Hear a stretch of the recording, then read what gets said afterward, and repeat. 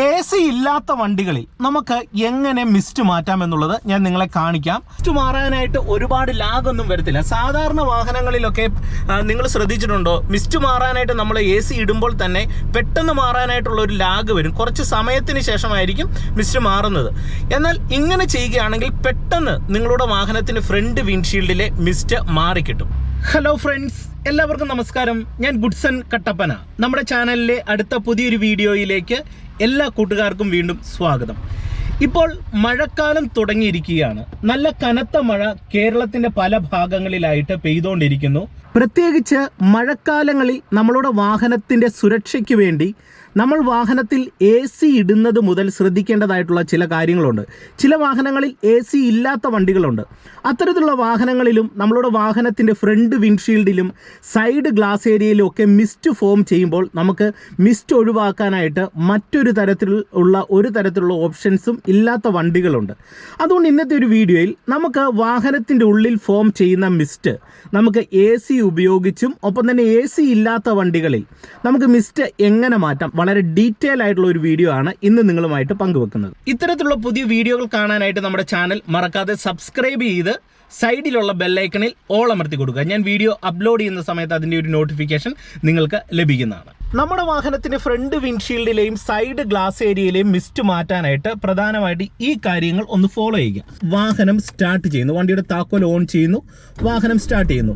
ആദ്യമായിട്ട് ശ്രദ്ധിക്കേണ്ടത് ഈ മോഡ് കൺട്രോൾ ഡയലിൽ ഡീഫ്രോസ്റ്റർ മോഡിലേക്ക് നിങ്ങൾ എന്ത് ചെയ്യണം, കൃത്യമായിട്ടും ഈ നോബ് ചേഞ്ച് ചെയ്തിടുക. അപ്പം നമുക്ക് ഫ്രണ്ട് വിൻഡ്ഷീൽഡിലേക്ക് പ്രോപ്പറായിട്ട് നമുക്ക് AC അല്ലെങ്കിൽ ആ ഒരു എയർ കിട്ടുന്ന പരുവത്തിന് നമ്മൾ ഡീഫ്രോസ്റ്റർ മോഡിലേക്ക് ഇത് മാറ്റുന്നു. അടുത്ത സ്റ്റെപ്പ് എന്ന് പറയുന്നത്, നമുക്ക് വാഹനത്തിൻ്റെ പുറത്തുനിന്ന് വരുന്ന ഒരു എയർ ആണ് വാഹനത്തിൻ്റെ ഉള്ളിലേക്ക് എത്തിക്കേണ്ടത്. അതിനുവേണ്ടി നമ്മൾ ഈ നോബ് ഫ്രഷ് എയർ മോഡിലേക്ക് ചേഞ്ച് ചെയ്യുന്നു. അപ്പോൾ എന്തുകൊണ്ടാണ് ഫ്രഷ് എയർ മോഡിലേക്ക് ചേഞ്ച് ചെയ്യുന്നതെന്ന് ചോദിച്ചാൽ, ഈ ഡീഫ്രോസ്റ്റർ മോഡ് നമ്മൾ യൂസ് ചെയ്യുന്ന സാഹചര്യങ്ങളിൽ എല്ലായ്പ്പോഴും use with fresh air mode എന്ന് പറയുന്ന ഒരു ഓപ്ഷൻ ഉണ്ട്. അതായത് ഈ ഫ്രഷ് എയർ മോഡിലാണ് നമ്മളത് ഉപയോഗിക്കേണ്ടത്. ഇതിൻ്റെ പ്രധാനപ്പെട്ട ഒരു കാര്യം എന്ന് പറയുന്നത്, പുറത്തുനിന്ന് വരുന്ന ഒരു എയർ നമുക്ക് വാഹനത്തിൻ്റെ ഉള്ളിലേക്ക് എത്തിക്കേണ്ടതായിട്ടുണ്ട്. അപ്പോൾ അതിനു വേണ്ടിയാണ് നമ്മൾ ആ ഫ്രഷ് എയർ മോഡിലേക്ക് ചേഞ്ച് ചെയ്യുന്നത്. അതിനുശേഷം നമ്മൾ ടെമ്പറേച്ചർ കൺട്രോൾ ഡയൽ നമ്മൾ എത്ര തണുപ്പാണോ നമുക്ക് ആവശ്യം, ഇപ്പം ഇത്രയും തണുപ്പിൻ്റെ ആവശ്യമില്ലെങ്കിൽ നിങ്ങൾക്ക് ഈ തണുപ്പ് കുറച്ചിടാം, ഏകദേശം ഒരു പകുതിയോട് അടുത്തിടാം. ഒരുപാട് തണുപ്പ് ആവശ്യമില്ലെങ്കിൽ ഇതുപോലെ കുറച്ചിടുക. അതിനുശേഷം നമ്മൾ പ്രോപ്പറായിട്ട് ഈ ബ്ലോവർ ഫാനിൻ്റെ സ്പീഡ് 1 2 മോഡിലേക്ക് ആക്കുമ്പോൾ തന്നെ നിങ്ങൾ നോക്കുകയും നമ്മുടെ ഫ്രണ്ട് വിൻഡ്ഷീൽഡിലെ മിസ്റ്റ് വളരെ വേഗത്തിൽ തന്നെ മാറും. അത് മിസ്റ്റ് മാറാനായിട്ട് ഒരുപാട് ലാഗൊന്നും വരത്തില്ല. സാധാരണ വാഹനങ്ങളിലൊക്കെ നിങ്ങൾ ശ്രദ്ധിച്ചിട്ടുണ്ടോ, മിസ്റ്റ് മാറാനായിട്ട് നമ്മൾ AC ഇടുമ്പോൾ തന്നെ പെട്ടെന്ന് മാറാനായിട്ടുള്ള ഒരു ലാഗ് വരും. കുറച്ച് സമയത്തിന് ശേഷമായിരിക്കും മിസ്റ്റ് മാറുന്നത്. എന്നാൽ ഇങ്ങനെ ചെയ്യുകയാണെങ്കിൽ പെട്ടെന്ന് നിങ്ങളുടെ വാഹനത്തിന് ഫ്രണ്ട് വിൻഡ്ഷീൽഡിലെ മിസ്റ്റ് മാറിക്കിട്ടും. അതുപോലെ തന്നെ നിങ്ങൾ AC ഇടുമ്പോൾ പ്രധാനമായിട്ടും നിങ്ങൾ ശ്രദ്ധ കൊടുക്കേണ്ട ഒരു കാര്യമുണ്ട്. നമ്മുടെ വാഹനത്തിൽ പ്രത്യേകിച്ച് കുഞ്ഞുങ്ങളും പ്രായമുള്ളവരും ഒക്കെ വാഹനത്തിൽ യാത്ര ചെയ്യുന്ന ഒരു സാഹചര്യം ഉണ്ടാകും. മഴക്കാലത്തൊക്കെ അവർക്ക് തണുപ്പിൻ്റെ ഒരു പ്രശ്നം നല്ല രീതിയിൽ ഒരു ബുദ്ധിമുട്ടുണ്ടാക്കാൻ സാധ്യതയുണ്ട്. അപ്പോൾ അങ്ങനെയുള്ള ഒരു സാഹചര്യം വരുമ്പോൾ നിങ്ങൾ എന്ത് ചെയ്യണം, ഈ ടെമ്പറേച്ചർ കൃത്യമായിട്ട് നിങ്ങൾ അഡ്ജസ്റ്റ് ചെയ്തിടണം. നമ്മൾ ഈ ഒരു മോഡിലേക്കാണ് ഇത് ചേഞ്ച് ചെയ്തിടുന്നതെങ്കിൽ വല്ലാത്തൊരു തണുപ്പ് വാഹനത്തിൻ്റെ ഉള്ളിൽ നിൽക്കും. അതെല്ലാവർക്കും അത് ഗുണകരമാകണമെന്നില്ല. അപ്പോൾ അതുകൊണ്ട് തന്നെ എന്ത് ചെയ്യണം, നിങ്ങൾ ഈ മോഡ് ടെമ്പറേച്ചർ മോഡ് നിങ്ങൾ ഒരു പകുതിയോട് അടുത്തിടുകയാണെങ്കിൽ നമുക്ക് ചെറിയൊരു തണുപ്പ് മാത്രമേ വാഹനത്തിൻ്റെ ഉള്ളിൽ കിട്ടത്തുള്ളൂ. നമുക്ക് പെട്ടെന്ന് തന്നെ വാഹനത്തിന് ഉള്ളിലുണ്ടാകുന്ന മിസ്റ്റിനെ മാറ്റിയെടുക്കാനായിട്ടും സാധിക്കുന്നതാണ്. AC ഇല്ലാത്ത വണ്ടികളിൽ നമുക്ക് എങ്ങനെ മിസ്റ്റ് മാറ്റാമെന്നുള്ളത് ഞാൻ നിങ്ങളെ കാണിക്കാം. ഒപ്പം തന്നെ നിങ്ങൾ പ്രധാനമായിട്ടും മഴക്കാല ഡ്രൈവിങ്ങിൽ ശ്രദ്ധിക്കേണ്ട വളരെ പ്രധാനപ്പെട്ട ചില കാര്യങ്ങൾ, അതായത് മഴക്കാല ഡ്രൈവിങ്ങിന് ശരിക്കും പറഞ്ഞാൽ ഒരു ഡ്രൈവിംഗ് സൈക്കോളജി തന്നെയുണ്ട്. നിങ്ങൾ ആദ്യം ശ്രദ്ധിക്കേണ്ട ഒരു കാര്യം എന്ന് പറയുന്നത്, നമ്മളുടെ ഫ്രണ്ട് വൈപ്പറിൻ്റെ യൂസാണ്. ഇപ്പം വൈപ്പർ നോബ് ഓഫ് മോഡിലാണ് കിടക്കുന്നത്. ജസ്റ്റ് ഞാൻ ഒന്ന് മുന്നിലേക്ക് ഇടുന്നു. അപ്പം നമുക്ക് വാഹനത്തിൻ്റെ ഫ്രണ്ട് വിൻഡ്ഷീൽഡിലെ ഈ ഒരു ഭാഗം ഒന്ന് വൈപ്പ് ചെയ്തിട്ട് ഒരു നിശ്ചിത സെക്കൻഡിന് ശേഷമാണ് വീണ്ടും നമ്മളുടെ വൈപ്പർ വർക്ക് ചെയ്യുന്നത്. നിങ്ങൾ നോക്കുക, ചില ആൾക്കാർ മഴ തുടങ്ങിക്കഴിഞ്ഞാൽ എന്ത് ചെയ്യും, ഈ വൈപ്പർ ഇതുപോലെ ഇങ്ങനെ ഓൺ ചെയ്ത് ചിലപ്പോൾ എന്ത് ചെയ്യും, സ്പീഡ് കൂട്ടി, അല്ലെങ്കിൽ ഇപ്പം നിങ്ങൾ നോക്കി ഒരു നിശ്ചിത സ്പീഡ് കൂട്ടിയാണ് ഇട്ടേക്കുന്നത്, അല്ലെങ്കിൽ ഒന്ന് സ്പീഡ് കുറച്ചിട്ട് ഇങ്ങനെ ഓൺ ചെയ്ത് വെറുതെ ഇട്ടേക്കും. ഈ ഒരു മെത്തേഡ് നിങ്ങൾ പരമാവധി ഒന്ന് ഒഴിവാക്കാനായിട്ട് ശ്രദ്ധിക്കുക. അതായത് നമുക്ക് അത്യാവശ്യം ചെറിയ രീതിയിലുള്ള ഒരു മഴ പെയ്യുന്നുണ്ടെങ്കിൽ മാത്രമേ നിങ്ങളിത് ഓൺ ചെയ്തിടാനായിട്ട് ശ്രദ്ധിക്കാവുള്ളൂ. ഇല്ലെങ്കിൽ നിങ്ങൾ എന്ത് ചെയ്യണം, ജസ്റ്റ് ഓഫ് ചെയ്തിടുക. ഓഫ് ചെയ്ത് ഇട്ടതിന് ശേഷം നിങ്ങൾക്ക് എപ്പോഴൊക്കെയാണ് ആവശ്യം വരുന്നത് ആ സാഹചര്യങ്ങളിൽ യൂസ് ചെയ്ത് ശീലിക്കുക. വീണ്ടും വിൻഷീൽഡിലേക്ക് വെള്ളത്തിൻ്റെ ഒരു അംശം കൂടുന്നു, നല്ല രീതിയിലാകുന്ന സാഹചര്യങ്ങളിൽ ഇത് ഓൺ ചെയ്യുക. ഇനി നമുക്ക് കടുത്ത മഴയാണെന്നുണ്ടെങ്കിൽ നമുക്ക് ഇതിൻ്റെ സ്പീഡ് നമുക്ക് വീണ്ടും കൂട്ടിയിട്ട് ഇത്തരത്തിൽ നമുക്ക് വാഹനത്തിൻ്റെ ഫ്രണ്ട് വിൻഷീൽഡ് നമുക്ക് വൈപ്പ് ചെയ്യാനായിട്ട് സാധിക്കുന്നതാണ്. അപ്പോൾ അതൊന്ന് നിങ്ങൾ പ്രധാനമായിട്ടും ശ്രദ്ധിക്കുക. ഇനി അടുത്തതായിട്ട് മഴക്കാല ഡ്രൈവിങ്ങിൽ പ്രധാനമായിട്ട് ശ്രദ്ധിക്കേണ്ട ഒരു മെയിൻ പോയിന്റ് എന്ന് പറയുന്നത്, മഴക്കാലത്ത് വാഹനം ഡ്രൈവ് ചെയ്യുന്ന സാഹചര്യങ്ങളിൽ എപ്പോഴും എതിരെ വരുന്ന വാഹനമായിക്കോട്ടെ, വാഹനം ഓടിക്കുന്നവരായിക്കോട്ടെ, ഒരു ഡ്രൈവിംഗ് സൈക്കോളജി ഉണ്ട്. പെട്ടെന്ന് നമ്മൾ ഉദ്ദേശിക്കുന്ന സ്ഥലത്തെത്താനായിട്ട് നമ്മൾ ശ്രമിക്കും. കാരണം കടുത്ത മഴയാണ്. അതുകൊണ്ട് തന്നെ എന്ത് ചെയ്യും, വാഹനം സ്പീഡിൽ ഓടിക്കും. ഒപ്പം തന്നെ നമ്മൾ പെട്ടെന്ന് നമുക്ക് വീട്ടിലെത്തണം, അല്ലെങ്കിൽ നമ്മൾ ഓഫീസിലെത്തണം, അതിനുവേണ്ടി വേഗത്തിൽ വണ്ടി ഓടിക്കും. ആ മെത്തേഡ്, ആ ഒരു ഡ്രൈവിംഗ് മൈൻഡ് നിങ്ങൾ മാറ്റുക. കാരണം നമുക്ക് എല്ലാവർക്കും ഈ മൈൻഡ് വരും മഴക്കാലത്ത്. അതുകൊണ്ട് തന്നെ പലരും വണ്ടി സ്പീഡിൽ ഓടിക്കുന്ന ഒരു സാഹചര്യം ഡ്രൈവിങ്ങിൽ ഉണ്ടാകും. അപ്പോൾ അങ്ങനെ ഓടിച്ചു കഴിഞ്ഞാൽ നിങ്ങൾക്കറിയാം, വഴിയിലൂടെ യാത്ര ചെയ്യുന്ന യാത്രക്കാരുണ്ടാകും, അവർക്ക് അത് ബുദ്ധിമുട്ടുണ്ടാകും. ചിലപ്പോൾ നമ്മൾ ഡ്രൈവ് ചെയ്യുന്ന സമയത്ത് വെള്ളം അടിച്ച് അവരുടെ ദേഹത്ത് കയറാനായിട്ടുള്ള സാധ്യതയുണ്ട്. ഒപ്പം തന്നെ മഴക്കാലത്ത് ഏറ്റവും വലിയൊരു പ്രശ്നമാണ് റോഡിൻ്റെ മുകൾ ഭാഗത്ത് എപ്പോഴും വെള്ളത്തിൻ്റെ ഒരു ലെയർ ഉണ്ടാകുന്നത്. ഈ വെള്ളത്തിൻ്റെ ലെയർ മുഖാന്തരം നമ്മൾ ഒരു മിനിമം സ്പീഡിൽ നിന്ന് കുറച്ചും കൂടി സ്പീഡിലാണ് പോകുന്നതെങ്കിൽ നമ്മൾ വണ്ടി ചവിട്ടുന്ന സമയത്ത് വണ്ടി കിട്ടത്തില്ല. അതിനെയാണ് ഈ ഹൈഡ്രോ പ്ലാനിങ് അല്ലെങ്കിൽ അക്വ പ്ലാനിങ് എന്നൊക്കെ പറഞ്ഞ് നിങ്ങൾ അതിനെക്കുറിച്ച് കേട്ടിട്ടുണ്ടാവും. റോഡിൽ വണ്ടി തെന്നി വട്ടം മറിഞ്ഞ് പോകുന്നതും മറ്റ് വാഹനങ്ങളെ പോയി ഇടിക്കുന്നതും അല്ലെങ്കിൽ പോസ്റ്റിലേക്കൊക്കെ വണ്ടി പോയി ഇടിക്കുന്ന സാഹചര്യങ്ങളൊക്കെ നിങ്ങൾ കണ്ടിട്ടുണ്ടാവും. അതുകൊണ്ട് തന്നെ മഴക്കാല ഡ്രൈവിങ്ങിൽ നമ്മൾ എപ്പോഴും റോഡിൽ വെള്ളത്തിൻ്റെ ഒരു അംശമുണ്ട്, ഒരു ലെയർ ഉണ്ടെന്നുള്ളൊരു ചിന്തയിൽ വാഹനം ഡ്രൈവ് ചെയ്യാനായിട്ട് പരമാവധി ഡ്രൈവിങ്ങിലൊന്ന് ശ്രദ്ധിക്കാനായിട്ട് ശ്രമിക്കുക. അതുപോലെ തന്നെ മഴക്കാല ഡ്രൈവിങ്ങിൽ പിന്നെ ശ്രദ്ധിക്കേണ്ട ഒരു മെയിൻ പോയിന്റ് എന്ന് പറയുന്നത്, ഡ്രൈവിംഗ് പഠിക്കുന്ന തുടക്കക്കാർ മനസ്സിലാക്കേണ്ട ഒരു കാര്യമാണ് പറയുന്നത്. അതായത് നമുക്ക് വാഹനം ഡ്രൈവ് ചെയ്യുന്ന സാഹചര്യങ്ങളിൽ ഗിയർ ഡൗൺ ഷിഫ്റ്റിംഗ് വളരെ പ്രധാനപ്പെട്ട ഒരു കാര്യമാണ്. മഴക്കാല ഡ്രൈവിങ്ങിൽ അത് നിങ്ങൾ കൃത്യമായിട്ടും ഡ്രൈവിങ്ങിൽ പഠിക്കാനായിട്ട് ശ്രദ്ധിക്കണം. ഇപ്പം ഞാൻ സെക്കൻഡ് ഗിയറിലാണ് വരുന്നത്. ഇപ്പോൾ വണ്ടിക്ക് ഞാൻ മൂവ് ആക്കുന്നു, ആക്സിലറേഷൻ കുറയ്ക്കുന്നു, ക്ലച്ച് ചവിട്ടുന്നു, ഞാൻ തേർഡ് ഗിയറിലേക്ക് ഇടുന്നു. ഓക്കെ, ഇപ്പോൾ മൂന്നാമത്തെ ഗിയറിൽ വന്നു.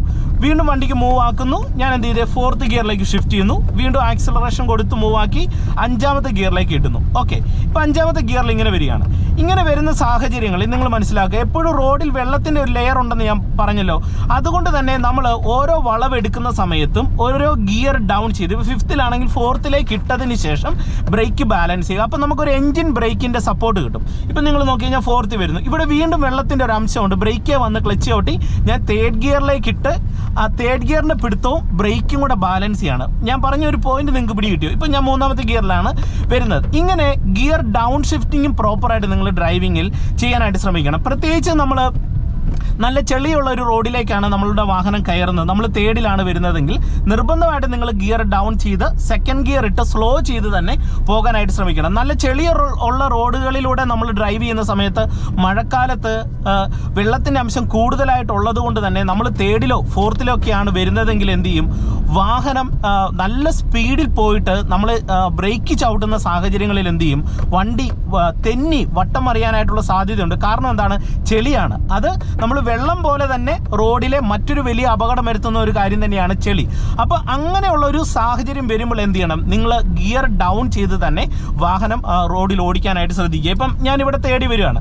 തേടി വരുന്ന സമയത്ത് നമുക്കിവിടെ മുന്നിലായിട്ട് അത്തരത്തിലുള്ള ഒരു സാഹചര്യം ഉണ്ടെങ്കിൽ എന്ത് ചെയ്യണം, നിങ്ങൾ തേർഡിലാണ് വരുന്നതെങ്കിൽ മെല്ലെ ബ്രേക്കേ വന്ന് ഗിയർ ഒന്ന് ഡൗൺ ചെയ്ത് സെക്കൻഡ് ഗിയറിലേക്ക് കൊടുത്തുകൊണ്ട് നിങ്ങൾ എന്ത് ചെയ്യണം, അത്തരത്തിലുള്ള റോഡിൽ ഡ്രൈവ് ചെയ്യാനായിട്ട് ശ്രദ്ധിക്കുക. ഇപ്പം ഇവിടെ മുന്നിലായിട്ട് അത്തരത്തിലുള്ള ഒരു റോഡുണ്ട്. അപ്പം ഞാൻ നിങ്ങളെ അതൊന്ന് കാണിച്ചു തരാം. അപ്പം നിങ്ങൾക്ക് അത് കറക്റ്റ് ആയിട്ടുള്ള ഒരു ഐഡിയ കിട്ടും. ഇപ്പം ഞാൻ തേർഡിൽ വരുന്നു, വീണ്ടും ഫോർത്ത് ഗിയറിലേക്ക് ഷിഫ്റ്റ് ചെയ്യുന്നു, നാലാമത്തെ ഗിയറിൽ ഇങ്ങനെ വരികയാണ്. ഇങ്ങനെ വരുന്ന സാഹചര്യത്തിൽ ഇതുകൊണ്ട് ഇവിടെ ഒരു വളവ്, മുന്നിലായിട്ട് കുറേയധികം വെള്ളവും ചെളികളൊക്കെ ആയിട്ട് ഇങ്ങനെ നിൽക്കുകയാണ്. അപ്പം ഞാൻ ബ്രേക്കേ വന്ന് ക്ലച്ച് ഔട്ട് തേർഡിലേക്ക് ഷിഫ്റ്റ് ചെയ്തു. വീണ്ടും ഞാൻ എന്ത് ചെയ്തു, സെക്കൻഡ് ഗിയറിലേക്ക് ഇടുന്നു. നിങ്ങൾ നോക്കിയ ചെളി വെള്ളമുണ്ട്. അപ്പം നമ്മളിതുകൊണ്ട് സെക്കൻഡ് ഗിയറിൽ വന്ന് നമുക്ക് പതിയെ ഇതുപോലെ സാവധാനത്തിൽ നമുക്ക് പോകാനായിട്ട് സാധിക്കും. ഇത് നിങ്ങൾ ഡ്രൈവിങ്ങിൽ പ്രധാനമായിട്ടും മഴക്കാല ഡ്രൈവിങ്ങിൽ ശ്രദ്ധിക്കാനായിട്ട് ശ്രമിക്കുക. ഒപ്പം തന്നെ മഴക്കാലത്ത് വാഹനം ഓടിക്കുമ്പോൾ എപ്പോഴും ഓവർ സ്പീഡോ ഒരു പരിധിക്കപ്പുറം സ്പീഡിലേക്കോ പോകാനായിട്ട് പാടില്ല. കാരണം നമുക്ക് ബ്രേക്ക് ചവിട്ടുമ്പോൾ വണ്ടി നിൽക്കണം. ആ നിൽക്കുന്ന ഒരു സ്പീഡിൽ മാത്രമേ നിങ്ങൾ മഴക്കാലത്ത് വാഹനം ഡ്രൈവ് ചെയ്യാനായിട്ട് പാടുള്ളൂ. അത് നിർബന്ധമായിട്ട് ശ്രദ്ധിക്കുക. കാരണം മഴക്കാലത്ത് പ്രത്യേകിച്ച് നിങ്ങൾ മനസ്സിലാക്കേണ്ടത് റോഡിലൂടെയുള്ള യാത്രക്കാരുണ്ടാവും.